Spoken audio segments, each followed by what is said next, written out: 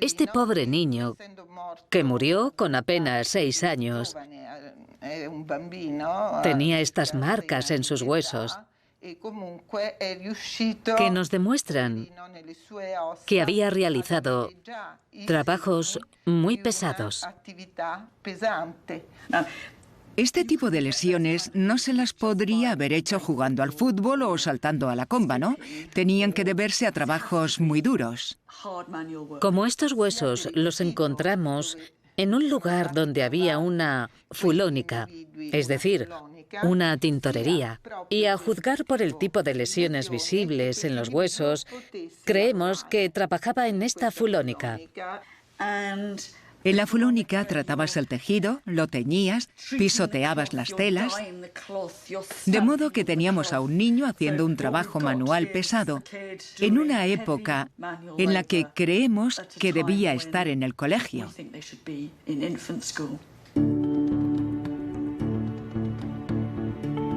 El equipo de Paola también encontró en la tumba de una niña de 1 año una extraña colección de dijes que formaban un pequeño y precioso collar. Parecen bastante inocuas y vemos un conejo de color ámbar, una figurita de un dios egipcio, un minifalo y algunas cuentas, pero ocultan una historia muy oscura. Esto es lo que los romanos hubieran llamado crepundia. Iba ensartada y la niña la habría llevado en su cuello. Así que era mitad juguete, mitad amuleto o talismán. Pero además tenía un papel importante en un aspecto de la cultura romana que encontramos bastante chocante: el abandono infantil. Esto significa que si en Roma tenías un niño que no querías, podías tirarlo a la calle o al vertedero, y ahí es donde entraba la crepundia. Algunos padres dejaban a estos bebés con su crepundia alrededor del cuello, como una especie de vínculo con su familia, con su identidad original.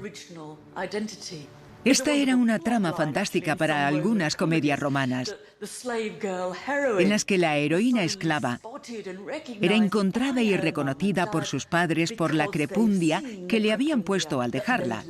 Por lo que en algunas comedias romanas, estas historias podían acabar con un bonito final feliz. Pero en la vida real no estoy tan segura. El hecho inevitable para los niños de las familias más pobres era que si no los habían abandonado, y sinceramente no sabemos cuántos lo fueron, tenían que trabajar en cuanto fueran considerados capaces, a veces ya a los 5 años. Pero si ascendemos en la escala social, las cosas eran diferentes. En el centro de Roma, en una galería cubierta justo detrás del foro, aún podemos encontrar restos de una escuela romana, y en sus paredes enlucidas encontramos escritos, dibujos y hasta caricaturas del maestro de escuela que nos recuerdan lo poco que han cambiado los niños. Aquí tenemos un estupendo dibujo de un hombre con barba. Y como es típico en Roma, un pene. Aquí tenemos una práctica de las letras A, B, C y D. Y también pequeños fragmentos de poesía en latín. Esto parece un antiguo pupitre de colegio y creo que es eso exactamente. Los colegios de Roma no eran como los nuestros.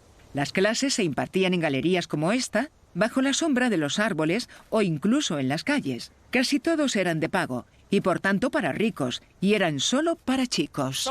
Algunas de sus lecciones eran muy parecidas a las nuestras. Aprendían a leer y escribir y estudiaban una lengua moderna, en su caso griego antiguo, pero no estudiaban ciencias, sino oratoria y poesía. Aún se conserva la representación de una escuela romana en acción. La pintura original de Pompeya se ve muy difuminada, pero esta copia del siglo XIX muestra exactamente lo que ocurre. Aquí están los niños buenos en clase, mientras que aquí está el desafortunado malhechor. Debe de ser al que han pillado dibujando una caricatura del maestro en la pared. Está siendo azotado, sujeto por 2 de sus compañeros, y lo han dejado en calzones, en esa especie de calzones. Aquí está el maestro pegándole y él claramente está gritando. Este era un conocido castigo corporal romano que hasta tenía su propio nombre, Catomus. Y no nos sorprende mucho que uno de los apodos favoritos para los maestros de escuela de Roma fuera Plagosus, bestia.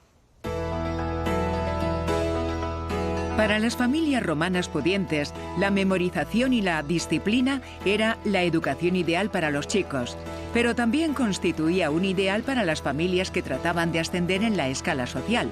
La mejor manera de poner cara humana a esta historia es visitar a uno de mis personajes favoritos, un colegial romano hijo de antiguos esclavos, cuyo monumento aún supervisa una céntrica plaza de Roma. He venido aquí para reunirme con este jovencito. Sulpicius Maximus era su nombre, y era una especie de niño prodigio romano.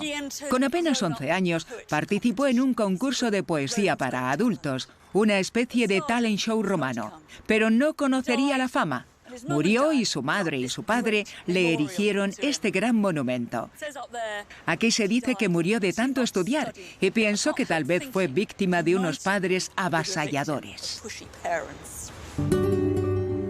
El monumento original de Sulpicius ha quedado relegado a un rincón de un museo de Roma, pero eso nos permite tenerlo cara a cara.